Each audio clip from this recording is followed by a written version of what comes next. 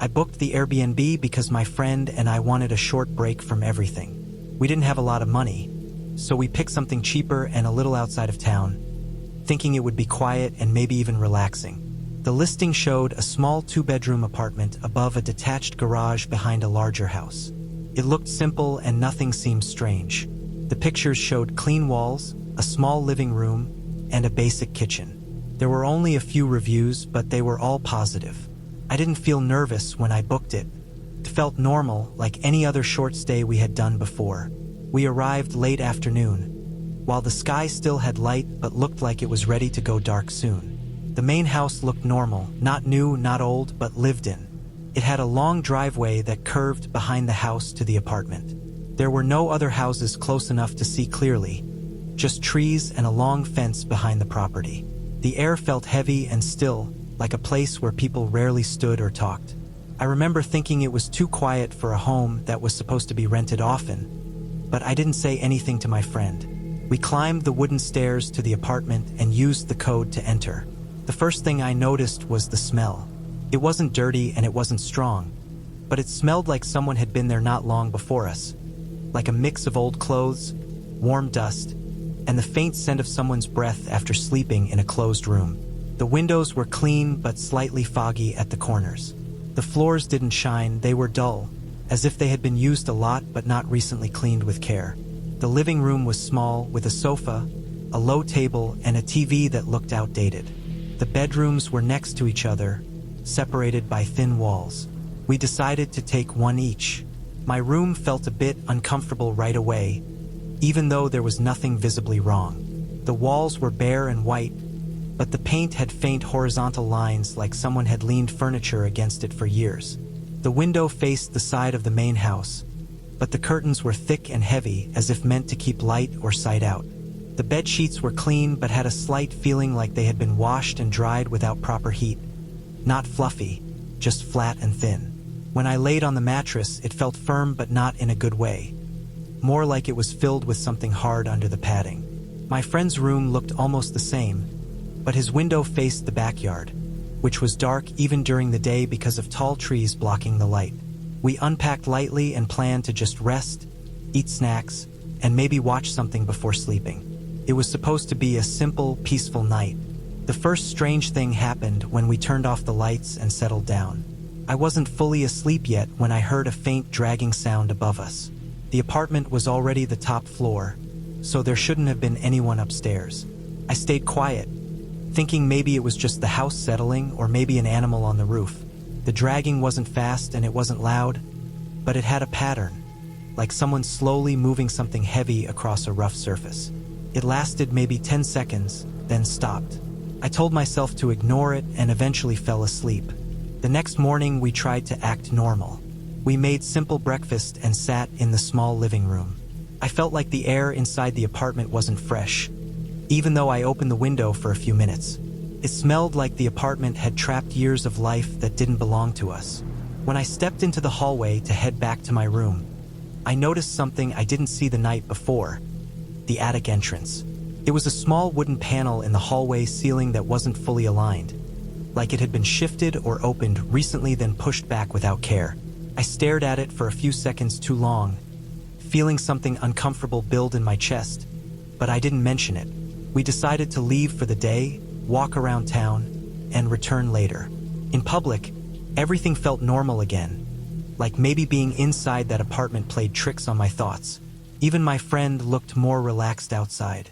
But when it got late, we returned, and the feeling came back before we even opened the door. The outside air seemed colder near the apartment entrance, and the trees around the backyard felt like they were leaning closer. Inside, nothing looked different at first, but I noticed a small change in my friend's room. His suitcase was slightly moved, just a few inches from where he had placed it. He thought maybe he kicked it without noticing, but something about it didn't feel accidental.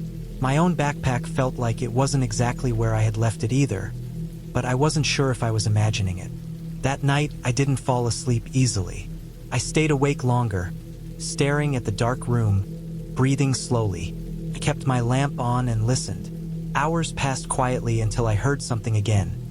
Not dragging this time, but a soft creak right above the hallway. I careful step, then another. Slow, light, like someone trying not to be heard. I turned to face the door and stared, barely blinking. After that, I heard a faint shifting sound from the attic entrance. A tiny scraping noise, like something wooden rubbing against another surface.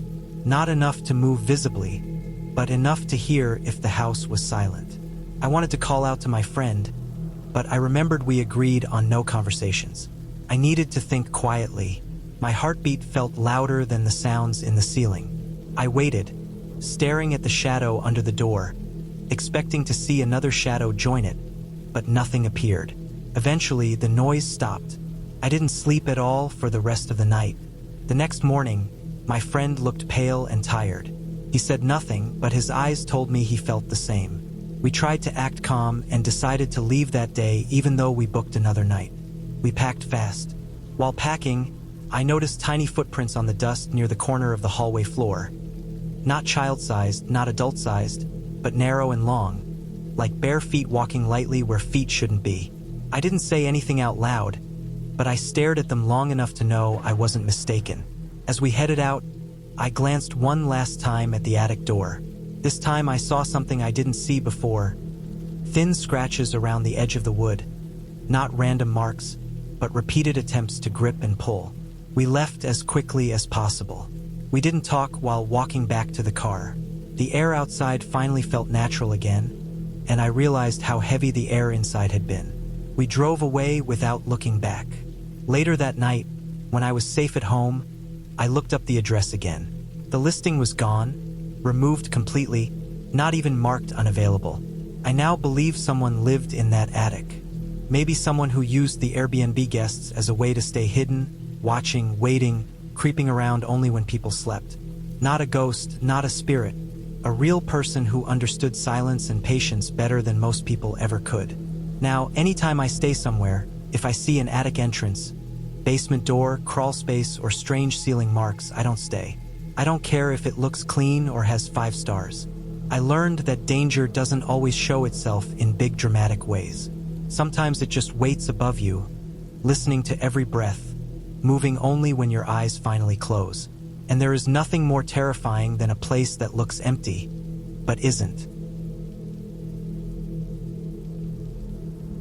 I booked the Airbnb for a short summer break because I felt tired of everything in my life at that moment. Work was stressful, my sleep was terrible, and my mind felt heavy every single day. I wanted a place away from the noise of the city, somewhere I could breathe fresh air and maybe find some quiet. It was early June, warm but not too hot yet, and I searched for places near a lake or forest. I found a small cabin-style Airbnb about 40 minutes outside a small town. The photos showed a simple wooden house with large trees around it, no neighbors close by, and a quiet dirt road that disappeared into the woods. The price was low, and the reviews had a few lines saying it was peaceful, private, and perfect for solo thinking time. None of the reviews were long, but they were positive enough for me. I arrived in the late afternoon. The sky was bright blue, and the heat of the day still sat heavy in the air, but it smelled like clean dirt, grass, and warm wood instead of cars and pavement. When I saw the cabin, it looked smaller than the photos, like they had taken pictures from the most flattering angles. The wood siding was darker and dry, and the windows looked a bit older, but nothing about it seemed unsafe. There was a lockbox with a key tucked behind a planter, just like the host said. When I opened the door, it made a quiet, sticky sound, like it hadn't been opened many times recently. Inside, it was cooler than outside, but not cold. The temperature felt trapped, like no one had opened windows for days. The layout was very simple. A small kitchen with just the basics, an old fridge, a table with 2 chairs, and a hallway that led to a bedroom and bathroom. There was also a little storage door near the floor in the hallway, like an access panel or crawl space. The entire place smelled like dust, wood, and summer humidity. Not bad, just old and untouched. I dropped my bags, drank water, and decided to walk outside to enjoy the quiet before sunset. The land around the cabin had tall grass that brushed against my legs and trees that blocked most of the sky. It felt private, like I was away from the world, but also like no one would hear me if something happened. I didn't think too deeply about that. I tried to relax and listen to the chirping bugs, leaves moving, and distant water sounds somewhere in the woods. When it started to get darker, I went back inside. That first night, I noticed how quiet the cabin became when the sun fully disappeared. There was no sound of cars, people, or electronics. Just insects outside and maybe some wind. When I laid in bed, the darkness felt thicker than my room back home. I heard random small noises inside the cabin, like with settling, but that's normal for old houses. I fell asleep eventually. I woke up around 3 a.m. from what felt like nothing. I didn't have a nightmare, but I felt suddenly alert, like my body was responding to something even if I didn't see or hear it right away. I stayed still and let my ears focus. The cabin was absolutely silent for almost a full minute. Then I heard a small tapping from somewhere deeper inside the house. It wasn't loud, just faint, like something lightly hitting wood. It didn't repeat quickly, it came slowly, like tap, long pause, tap again. I stared at the ceiling even though I couldn't see anything. I tried to tell myself it was the house adjusting from daytime heat cooling down, which can happen in summer. Eventually it stopped and I fell asleep again without realizing when. In the morning I felt tired and heavy. I made breakfast and opened the windows to get fresh air inside.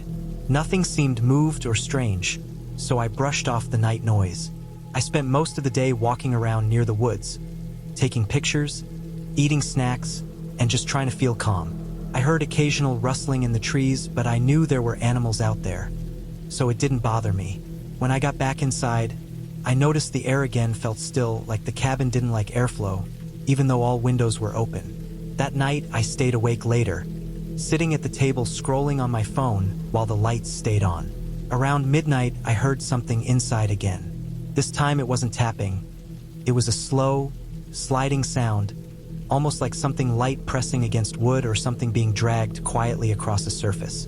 The sound came from the hallway, near the small storage door. I stared at the hallway for at least a full minute without moving. The sound stopped like it sensed silence. The next morning, I crouched in front of the storage door. It was small, maybe big enough for someone to crawl through. The metal latch looked old, scratched and slightly bent, like it had been opened many times. I touched it but didn't open it. Something in my body told me not to. The third night was worse. The heat outside had grown stronger and the inside of the cabin felt humid and uncomfortable. When I tried to sleep, my skin stuck to the sheets. I tossed and turned until I got annoyed and sat up. That's when I heard something again. Not tapping, not sliding, but breathing. A slow, steady breathing coming from what sounded like the hallway floor or inside the wall near that small storage space. Not loud breathing, not panicked, just a calm, controlled breath, like someone comfortable in darkness and hidden space. My back tightened, my throat went dry, and my hands went cold even though the air was warm. I didn't move for a very long time. The breathing continued slowly, then stopped completely. Silence filled the space again, but the silence didn't feel empty. It felt like something was listening at the same time as me. I didn't sleep at all that night. In the morning, I made the decision to leave even though I had already paid for the last night. I packed my things slowly because I still felt like sudden movement might alert something. Before walking out, I forced myself to look at the storage door one more time. This time I saw something new. A faint mark on the floor, right in front of the door, like something had rested or dragged there recently. It looked like a smudge of dirt or old dust that had been disturbed. I didn't open the door. I walked out, locked the front, placed the key back, and got into my car. When I drove away, I kept checking my rearview mirror like I expected to see someone coming out of the trees. Hours later, when I was finally home, I couldn't shake the feeling. I went back to the listing page just to see if anyone else mentioned strange sounds or that storage door. The reviews were still short, but one caught my attention after reading it again. A person had written, "Loved the summer air. Didn't sleep much, but peaceful place overall. Felt like someone else was here, but probably my imagination." I read it at least 10 times. Then I closed the app and promised myself I would never again stay somewhere just because reviews say quiet or private. There are people in this world who can live silently in places no one checks. They learn how to hide, how to breathe without being heard, how to move only when others are asleep. Summer heat makes houses expand and would bend, but it also makes hidden spaces warmer and easier to stay in. I don't know if someone was living inside that cabin, under the floor, or inside the walls, but the breathing I heard was real. And I learned something I can never unlearn. Silence in remote places doesn't always mean peace. Sometimes it means something else is alive, waiting for someone who thinks they are alone. I booked the Airbnb because I needed a place to stay for a work assignment in another state. It was supposed to be a simple trip, nothing exciting, no vacation, just a quiet place where I could focus, sleep, and finish everything before the deadline. I didn't care about sightseeing, meeting people, or doing anything special. I just needed a private, quiet place for 10 days. The listing was for a small studio apartment above a detached garage behind a large house. The photos looked normal. Wooden floors, small bed, desk, small fridge, clean bathroom, nothing expensive, nothing creepy. It had 5 stars and good reviews. The description said private entrance, parking included, peaceful neighborhood, and self-check-in. It seemed perfect, and the price was lower than anything else that looked safe. I drove there late in the afternoon after a long day. The neighborhood looked normal, not rich but not poor, somewhere in the middle. The houses were spaced out with long driveways and large backyards. There were tall trees, quiet streets, and no sidewalks. The host sent me a code for the side gate, and I walked through the backyard toward the detached garage. It was a 2-story structure with the apartment on top, and the entrance was a set of outdoor wooden stairs leading to a single door. The outdoor light above the door flickered a little when I approached, like it had a loose bulb, but I ignored it. Inside, the studio apartment looked exactly like the photos. Clean, plain, nothing special. White walls, thin curtains, a small bathroom with basic towels, and a small old wooden desk with a lamp. There was a small closet with empty hangers and a tiny window above the bed that looked out toward the woods behind the property. Everything was quiet and still.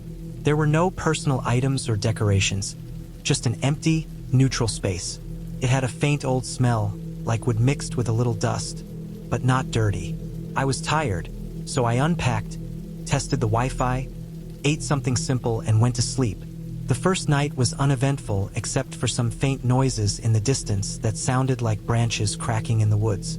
Nothing loud, nothing intense, just random nature sounds. I told myself it was normal because the place was near trees and animals. I slept fine. The next morning, I worked for hours at the desk. Around noon, I walked outside to stretch my legs.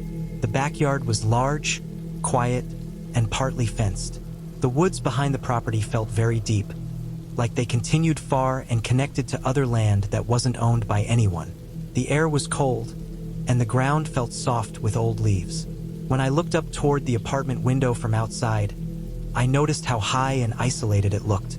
Someone outside at ground level couldn't see inside unless they stood far away and angled their view. I didn't think much about it then, but later that detail would matter to me. The second night, I slept later than usual.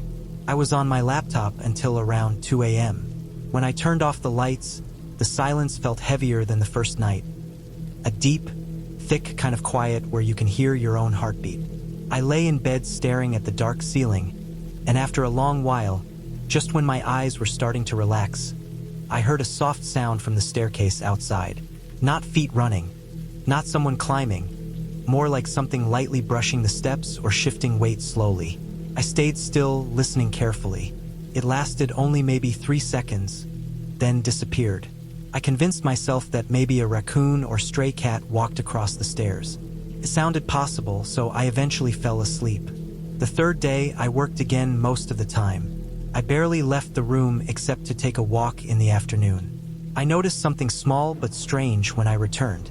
The desk lamp had been turned slightly, not much, just rotated about an inch toward the window. I was almost sure I hadn't touched it earlier because I placed it in a straight position when I first arrived. I liked objects to be lined up neatly with edges. Maybe I bumped it without noticing. I didn't want to overthink. That night, I turned off the lights earlier, trying to fall asleep before letting my imagination cause paranoia. But I lay awake, staring into the slightly illuminated bedroom from the weak porch light outside. After about an hour, I heard a sound again. This time, it wasn't the stairs, it was inside the apartment. A soft click sound near the small closet, like wood moving gently. My heart immediately reacted. I didn't move. I slowly turned my head toward the closet. The door was still closed, and no shadow moved. I waited for a long time, barely breathing. The room stayed silent after that. I stayed awake until almost sunrise. The fourth morning, I checked the closet carefully. There was nothing inside except empty hangers. But on one of the hangers, I noticed a faint trace of dust wiped off, like someone touched it with a finger. I never used the hangers because I kept all my clothes in my suitcase. The studio felt different now. It didn't feel like a temporary home anymore. It felt like someone else's territory where I didn't totally belong. Later that afternoon, while sitting at the desk, I noticed something odd with the window above the bed. The small sliding lock was open. I was 100% sure I had closed it when I first arrived because I always lock windows automatically without thinking. It didn't open on its own. I stared at it for a while, not moving, not thinking straight. I locked it again firmly. That night, I didn't go to sleep right away. I lay in bed pretending to sleep, breathing slow and steady. The room was dark, and I faced away from the window. After some time, I don't know how long, I heard it again. Slow steps, but not heavy ones. Something or someone quietly on the outdoor stairs. The same slow pacing like testing the wood. My heartbeat increased, but I kept my breathing slow, pretending to be asleep. Then the steps stopped. Silence stretched so long that it felt unreal. Then came the moment that confirmed everything. The doorknob turned slowly. Not rattling, not forced, but turning inch by inch like someone had practiced making no sound. I felt a cold sweat on my back. The lock held, but the door moved slightly as if pressure was applied to test if I had locked it properly. It lasted maybe 15 seconds, then stopped. No footsteps leaving, no sound at all. Just silence so deep it felt like waiting. I did not sleep that night. The fifth morning, I noticed something else. Near the door frame, there were faint smudge marks at the level where a hand would rest, but they looked newer than the rest of the wood. In the daylight, I saw that the outdoor staircase had a very slight muddy footprint on the step closest to the door. Not an animal footprint, a shoe print. I spent the entire day with adrenaline in my chest. I didn't want to panic or make sudden decisions, but I also didn't want to stay another night. The property was surrounded by quiet houses, and I didn't know the homeowners' routines or who might have access to the detached garage building. It occurred to me that self-check-in meant no one saw me arrive. There were no cameras shown in the listing, so I didn't know if anyone was monitoring who came and left. I waited until late afternoon, then I packed quietly, not rushing, not making noise. I checked outside through the blinds to make sure no one was near. When everything was ready, I grabbed my bag, turned off the lights, and walked carefully down the stairs. The air outside felt thick, heavy, like the atmosphere itself knew something was wrong. I got into my car, locked the doors immediately, and drove off without looking back. I stopped at a gas station far away, where there were many people and bright lights. I sat in my car for a long time with the engine off, trying to think clearly. My hands were shaking lightly. I opened the Airbnb app and ended the stay early. I didn't write a public review. I didn't want trouble or contact. Instead, I sent a private message to Airbnb support explaining everything in slow detail, including the lock, the smudges, the nighttime attempts, and the fact that no one should have been near the staircase at that hour. Several days later, the listing was removed. Not paused, removed so that the link no longer worked. I never found out who was trying to open the door or what they wanted. Maybe it was the owner, maybe a previous guest with a key, maybe someone who lived nearby and knew the building well. I will probably never get an answer. All I know is that someone tried to enter at night without speaking, without knocking, without announcing themselves. Just slowly, quietly, testing, returning, and waiting. Since then, no matter where I go, I check every lock twice and never ignore small details again. When people say the place was quiet, I don't immediately take it as something positive anymore. Sometimes quiet means nobody will hear you if something goes wrong. And that silence is what still stays with me. I booked the Airbnb because I wanted a short break from work and routine, and my two close friends agreed to join me. We planned it as a quiet weekend to relax, maybe cook some food, watch movies, and explore nearby hiking trails. The place we found looked normal, not expensive, and the reviews seemed fine. It was a two-story house outside the city, not too modern but clean enough, with a big yard and long driveway that looked private and peaceful. I didn't think anything strange would happen because it looked like a regular rental and nothing in the description sounded unusual. I trusted it like every other place I've stayed before. We drove there late in the afternoon. The sun was low, and everything looked orange and calm. The house stood by itself with no other houses in direct view, just empty land around and some trees near the back. It felt quiet in a way that was comforting at first.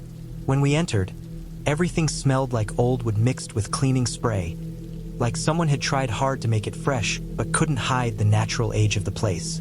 There were small scratches on the floor, stains on the edges of the carpet that looked like they had been cleaned but never fully removed, and the windows felt a bit loose when I pushed on them. The house wasn't fancy, but it seemed okay. My friends walked around and laughed about how it felt like something from an old movie, but I didn't say anything. I just wanted to enjoy the time away. There were 3 bedrooms upstairs. Mine was the one at the end of the hallway, next to a bathroom that looked older than the rest of the house, with a mirror that had cloudy edges and a shower door that didn't close perfectly. My room had one window facing the trees behind the property. The trees were so thick that even when the wind moved them, I couldn't see anything beyond. The floor creaked when I walked across it, even when I stepped lightly. The bed felt clean enough, but something about the mattress felt uneven, like it had a deep dip in the middle from years of use. Still, I didn't complain because nothing was seriously wrong. It was just a cheap old Airbnb. The first night seemed normal. We stayed downstairs, ate, watched a movie on a laptop, and eventually went to sleep. But I woke up in the middle of the night because I heard slow footsteps above me. At first I didn't react because I thought maybe one of my friends couldn't sleep and was moving around. But then I remembered all 3 of us were in bedrooms upstairs, so there was no floor above us. I stayed still, trying to listen more clearly. The footsteps didn't sound rushed. They sounded like someone slowly pacing, like someone thinking or searching for something. I tried to ignore it, telling myself maybe it was the wood shifting with temperature changes or maybe an animal on the roof. I eventually fell back asleep. The next morning, we woke up and went outside to explore the backyard. I noticed something strange behind the house near the tree line. The grass looked uneven, like someone had walked back and forth over the same spot many times. There was also a long, thin path of flattened grass that led deeper into the trees. I didn't say anything because I didn't want to sound scared or paranoid, and maybe it was just from deer or something. We stayed outside for an hour and then went inside to eat. Nothing else seemed wrong. Later that day, one of my friends said he felt like the house didn't feel empty, like someone else might be around even though we hadn't seen anyone. He said it casually while laughing, but I took it more seriously because I already had that strange feeling since the footsteps the night before. I didn't respond much because I didn't want to start a discussion that would make all of us nervous. That second night, everything became worse. When I tried to sleep, I felt uneasy, as if the house was holding its breath. I stayed awake longer, listening to every small sound. Around what felt like 2 or 3 a.m., I heard noises again, but not footsteps this time. It sounded like slow breathing somewhere nearby, not heavy enough to sound close, but not far enough to ignore. I sat up in bed, breathing quietly, and stared at the door. The hallway light was off, but a tiny bit of moonlight from my window gave the room a faint blue-gray glow. I felt frozen but fully awake. Then I heard floorboards creaking right outside my door.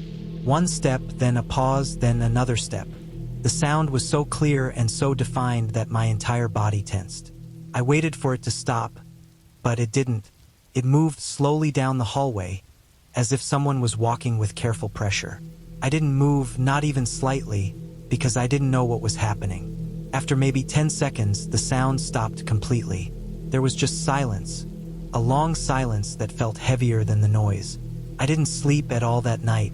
As soon as daylight came in, I got out of bed and went downstairs. My friends eventually came down too and looked tired. I could tell they didn't sleep well either. None of us said anything, but we didn't have to. We all felt it. The air in the house felt different, like it wasn't a place we were supposed to stay. Even the sunlight didn't make it feel normal. We decided to leave that day even though we originally planned to stay 2 more nights. We packed quickly, and I checked my room one last time to make sure I didn't forget anything. When I looked under the bed, I noticed deep scratches on the wooden floor, long straight lines that looked like something heavy had been dragged repeatedly. I didn't call my friends to show them. I didn't want to stay even another minute. We left together and didn't say much until we were far away.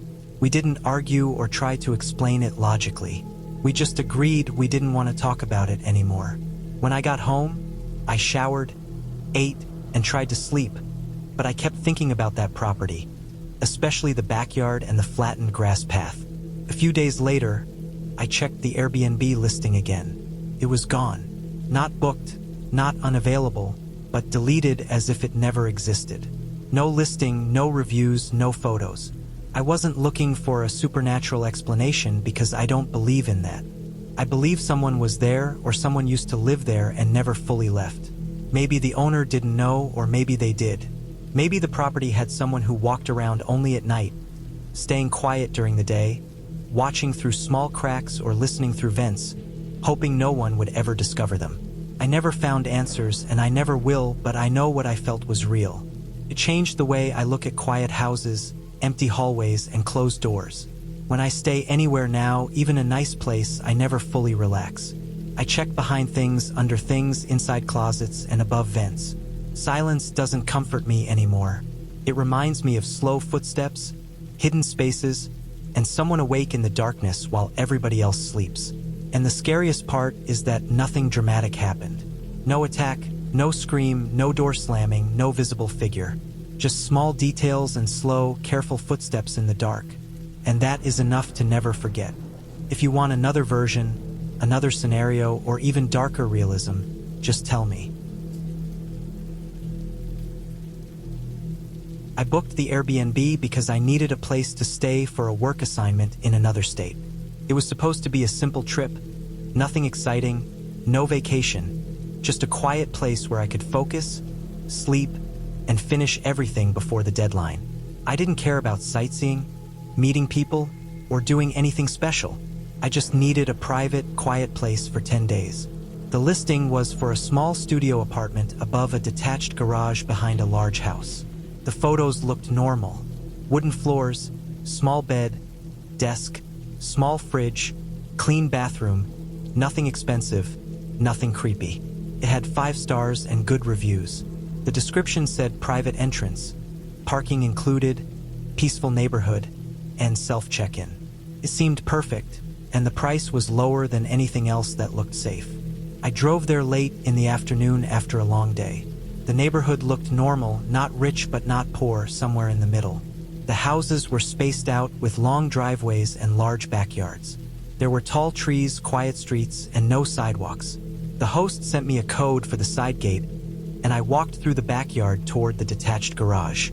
It was a 2-story structure with the apartment on top, and the entrance was a set of outdoor wooden stairs leading to a single door. The outdoor light above the door flickered a little when I approached, like it had a loose bulb, but I ignored it. Inside, the studio apartment looked exactly like the photos. Clean, plain, nothing special. White walls, thin curtains, a small bathroom with basic towels, and a small old wooden desk with a lamp. There was a small closet with empty hangers and a tiny window above the bed that looked out toward the woods behind the property. Everything was quiet and still. There were no personal items or decorations, just an empty, neutral space. It had a faint old smell, like wood mixed with a little dust, but not dirty.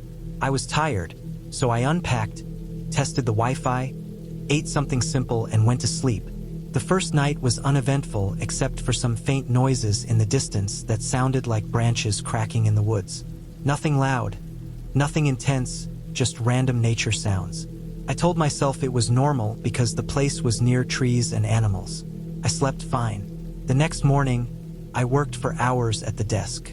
Around noon, I walked outside to stretch my legs. The backyard was large, quiet, and partly fenced. The woods behind the property felt very deep, like they continued far and connected to other land that wasn't owned by anyone. The air was cold, and the ground felt soft with old leaves. When I looked up toward the apartment window from outside, I noticed how high and isolated it looked. Someone outside at ground level couldn't see inside unless they stood far away and angled their view. I didn't think much about it then, but later that detail would matter to me. The second night, I slept later than usual. I was on my laptop until around 2 a.m. When I turned off the lights, the silence felt heavier than the first night. A deep, thick kind of quiet where you can hear your own heartbeat. I lay in bed staring at the dark ceiling, and after a long while, just when my eyes were starting to relax, I heard a soft sound from the staircase outside. Not feet running, not someone climbing, more like something lightly brushing the steps or shifting weight slowly. I stayed still, listening carefully. It lasted only maybe 3 seconds, then disappeared. I convinced myself that maybe a raccoon or stray cat walked across the stairs. It sounded possible, so I eventually fell asleep. The third day, I worked again most of the time. I barely left the room except to take a walk in the afternoon. I noticed something small but strange when I returned. The desk lamp had been turned slightly, not much, just rotated about an inch toward the window. I was almost sure I hadn't touched it earlier because I placed it in a straight position when I first arrived. I liked objects to be lined up neatly with edges. Maybe I bumped it without noticing. I didn't want to overthink. That night, I turned off the lights earlier, trying to fall asleep before letting my imagination cause paranoia.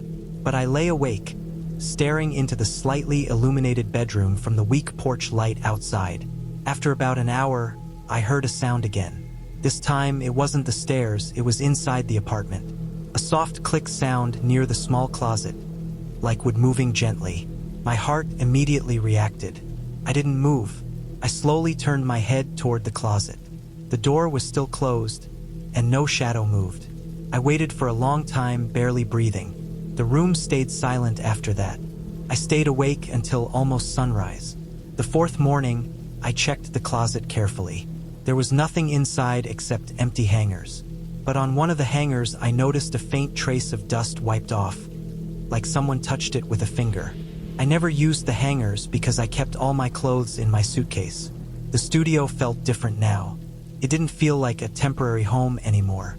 It felt like someone else's territory where I didn't totally belong.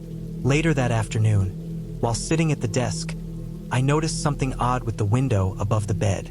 The small sliding lock was open. I was 100% sure I had closed it when I first arrived because I always lock windows automatically without thinking.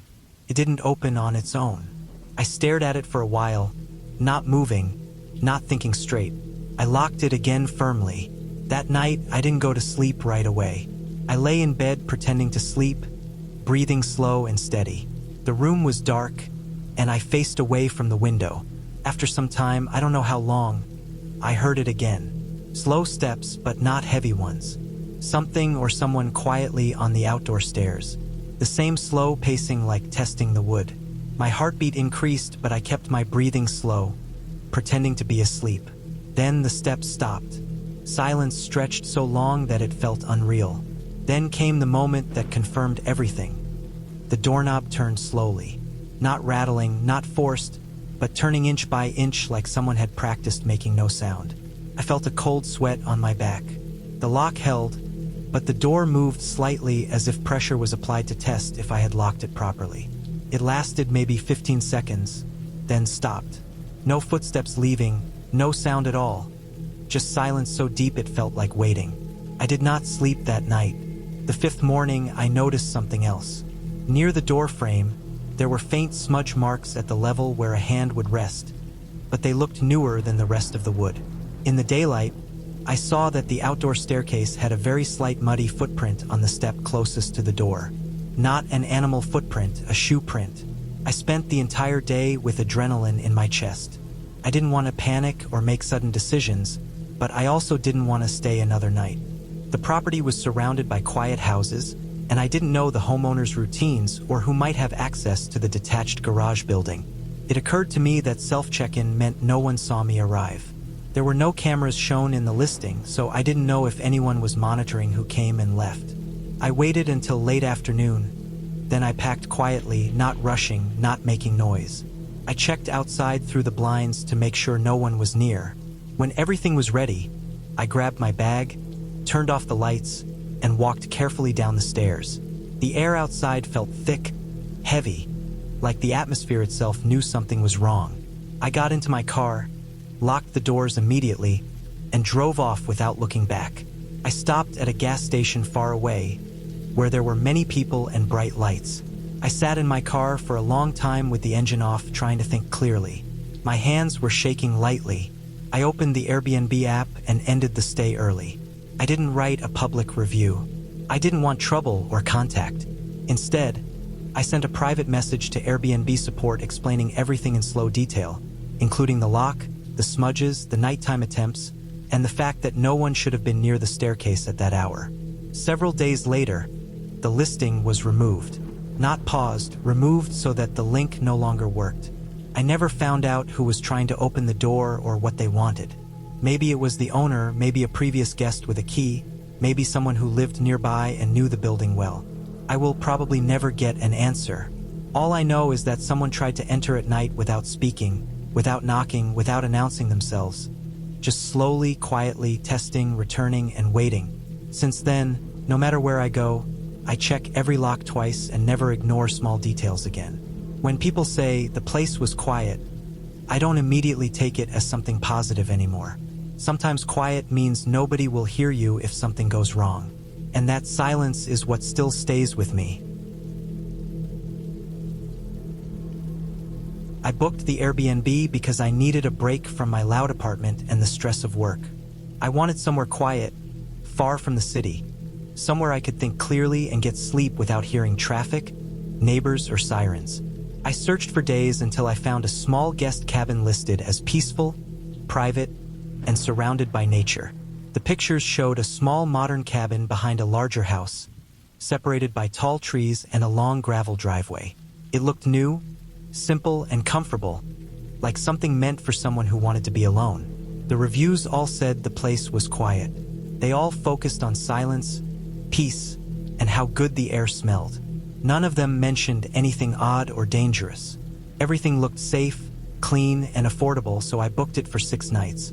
I rented a car because it was almost an hour outside the nearest small town. As I drove there, the roads got smaller and quieter. Streetlights disappeared after a while, and tall dark trees lined both sides. The late afternoon sky was cloudy, and the thick tree line made everything look darker earlier than usual. When I turned onto the property road, my car tires rolled over loose gravel slowly. The driveway was longer than I expected, curving behind bushes and trees until I finally saw the main house. It looked normal, even friendly, with a wide porch, trimmed grass, and a big window facing the yard. Behind it, across a short walkway, stood the small modern cabin I booked. The cabin looked exactly like the pictures. Wood outside, big window facing the trees, and a small deck with a single chair. There were no other houses visible from the yard, only thick forest. The silence was strong, like the air had weight. I carried my bag inside and looked around. It was small but nice. One room with a bed, a table, a small bathroom, and a tiny kitchen area. The smell was clean, like fresh wood or something recently built. Everything seemed fine at first. By the time I unpacked, it was close to evening. I sat outside on the deck for a little while.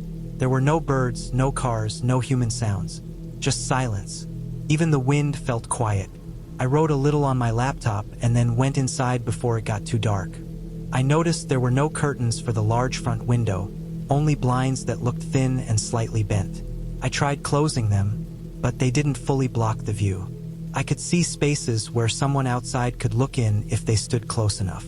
I didn't think much about it, but still felt slightly uneasy, like the window was too large for such an isolated place. That first night, I got ready for bed and turned off all the lights. The darkness outside the cabin looked heavier than normal, like nothing existed beyond the walls. I could hear the refrigerator running quietly and sometimes small cracking sounds in the wooden frame of the cabin, typical sounds of new structures adjusting to temperature. In the middle of the night, I woke up suddenly. I didn't know what time it was, and I didn't want to check. I didn't hear anything at first, but slowly I noticed a soft sound, like someone stepping on gravel far outside.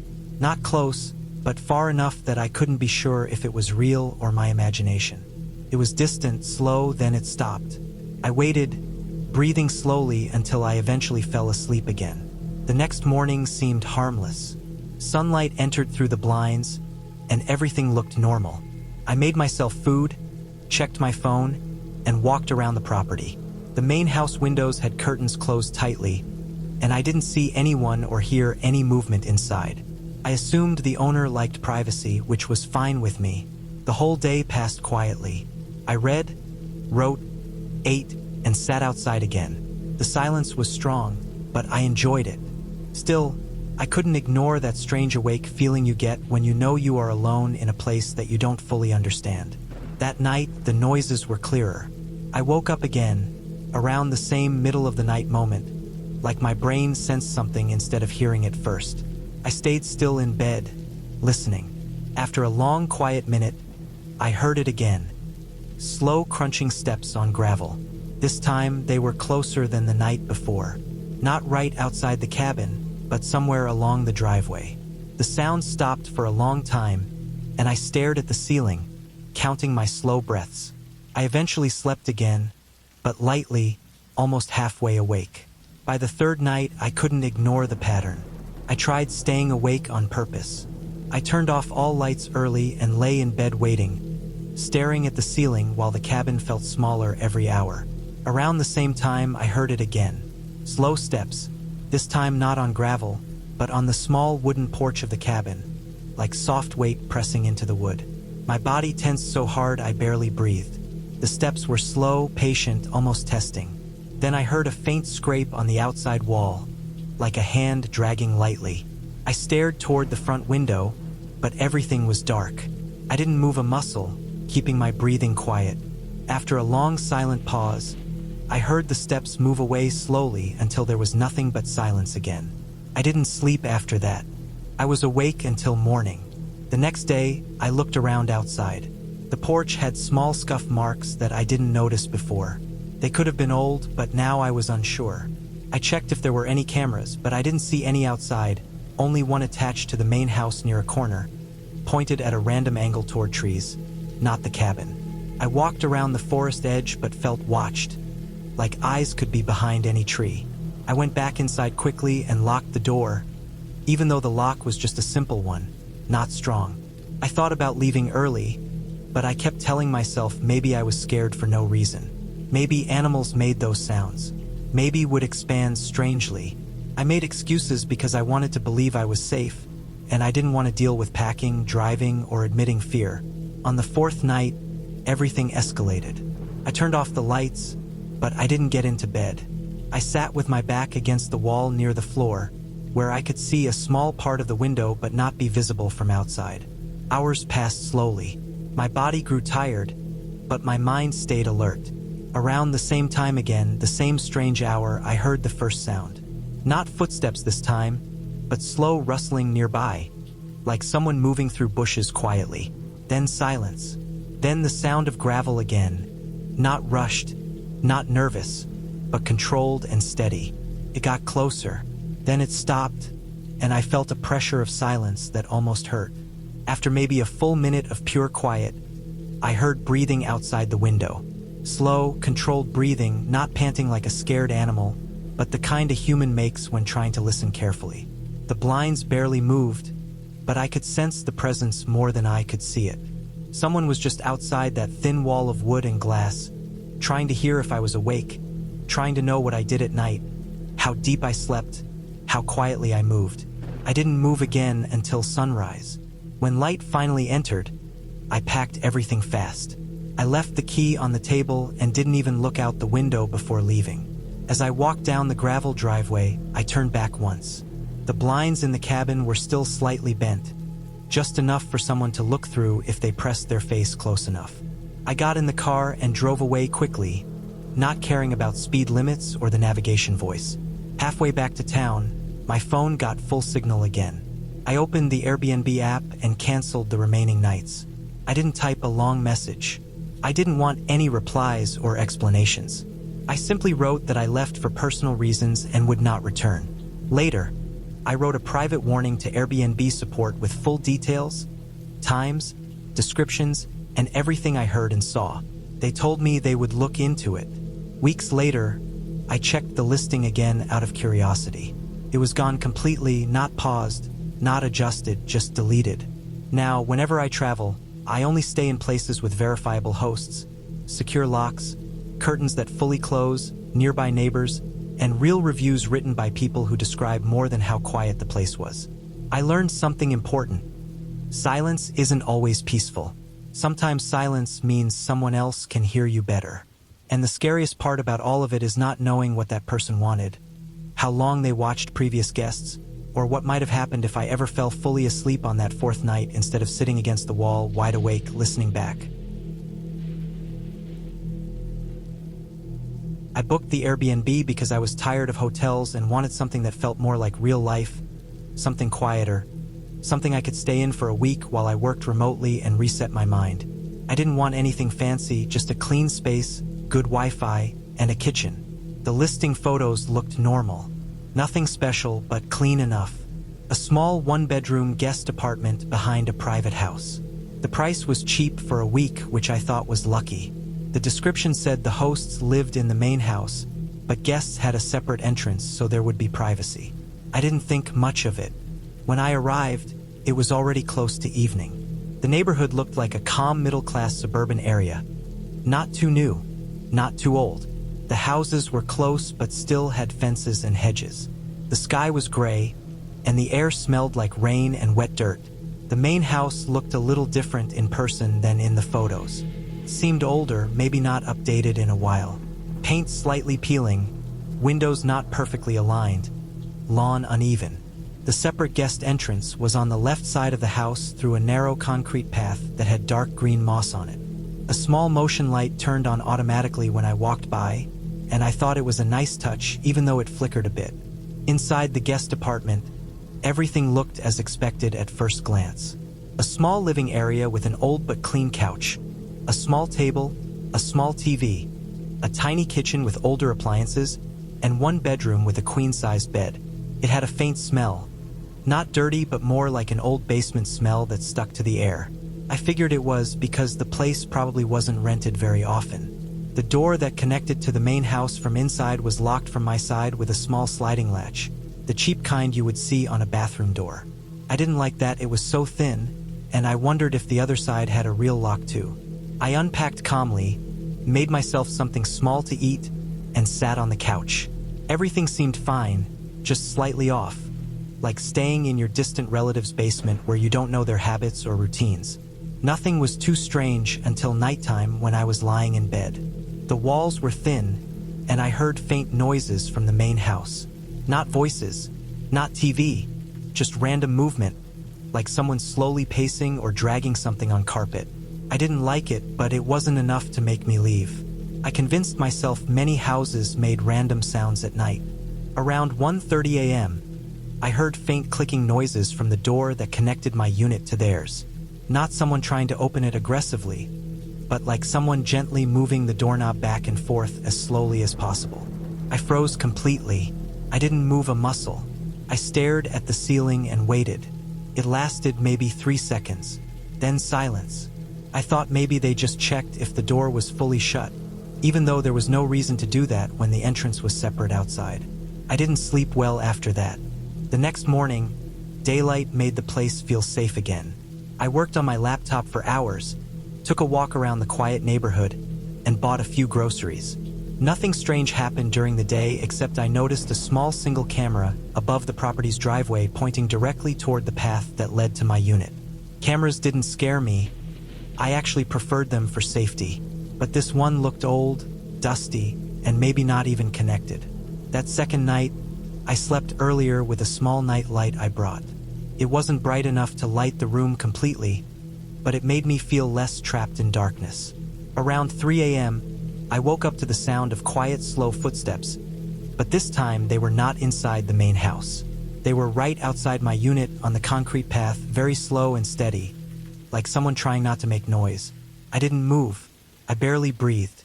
I stared at the door leading outside, watching the bottom gap under it, looking for shadows, but I saw nothing. The footsteps stopped. Then I heard the soft scraping noise on the doorknob again, like fingers touching metal carefully, testing it. Again, not aggressive, not like a break-in. More like someone checking if I was asleep and how quietly they could test the lock without me noticing. My chest felt tight, and I didn't sleep until sunrise. I should have left that morning, but I kept telling myself I was being dramatic, that maybe it was just the homeowner doing routine checks or maybe an animal stepping around outside, even though it didn't sound like an animal at all. In the daylight, my brain rationalized everything. That third night was the worst and changed everything. I was lying in bed with the lights off, but I wasn't asleep. The place was completely silent except for the refrigerator running occasionally. After a while, I heard the faint steps again, but this time from inside the main house near the connecting door. The slow turning of the doorknob began again. It wasn't random anymore. It was intentional and timed at almost the same hour every night. Then it stopped, but I had a strong feeling someone was standing on the other side of that thin, cheap door, listening for movement. The room felt smaller. My back tensed. I imagined someone's ear pressed against the wood. A long moment passed, and then something happened that destroyed any possible normal explanation I tried to create. There were 3 extremely slow knocks. Not loud, soft, slow, spaced out like someone wanted to test if I was awake, not to get my attention. I felt my throat go dry, and I stayed silent, breathing as slowly as possible. The knock stopped. Then after about a minute, I heard soft breathing from behind the door. Controlled breathing, like someone was trying to stay quiet while listening. Not heavy, not panicked, just calmly listening. I didn't sleep at all that night. I kept staring at the door, expecting it to open. Morning finally came, and I packed my bag fast. I didn't even brush my teeth. I kept repeating to myself that I was already leaving, so no need to face the host or ask anything. I opened the outside door and walked out quickly, not even glancing at the main house windows. Before getting into my car, I turned around just once. The same camera above the driveway was pointed straight at me again, and I realized it had been moved. It was cleaner than before too, like someone wiped it. I drove away faster than I should have. When I reached a safe distance, I stopped at a big store parking lot to breathe and calm down. I opened the Airbnb app and wrote a private message to the host claiming I had to leave early for personal emergency reasons and that I wouldn't ask for a refund. I didn't mention anything unusual because I didn't want any reaction from them, not even a casual message. I didn't want any reason for them to contact me again. Later that afternoon, I checked the listing again. Something I never paid attention to earlier stood out to me. The profile had no real clear face picture, only a blurry cropped photo that looked like it could be anyone. The reviews were mostly positive but strangely short and vague, mostly one sentence, and many from accounts that had only reviewed one property ever. Suddenly, the cheap price made sense in a different way. A few days later, I left a long private note to Airbnb support. Not dramatic, just very detailed about the nightly door testing, footsteps, camera angle change, and soft knocks. I explained everything calmly with times and descriptions. They thanked me and said they would investigate and consider safety actions. I didn't want drama or revenge. I only wanted someone to know. Weeks passed, and eventually I checked out of curiosity if the listing was still active. It wasn't. It had been removed completely, not even marked unavailable, fully gone. I don't know what the real reason was behind those nightly actions. Maybe the hosts were just extremely strange or paranoid. Maybe they wanted to see if guests stayed asleep deeply every night. Maybe they had some hidden problem or twisted curiosity. I don't know, and honestly, I don't want to know. But it taught me something. Real danger doesn't always show itself loudly. Sometimes it tests the doorknob slowly at night just to see how deep you sleep, how quietly it can approach, and whether you react. I still book Airbnb sometimes, but never without checking every detail.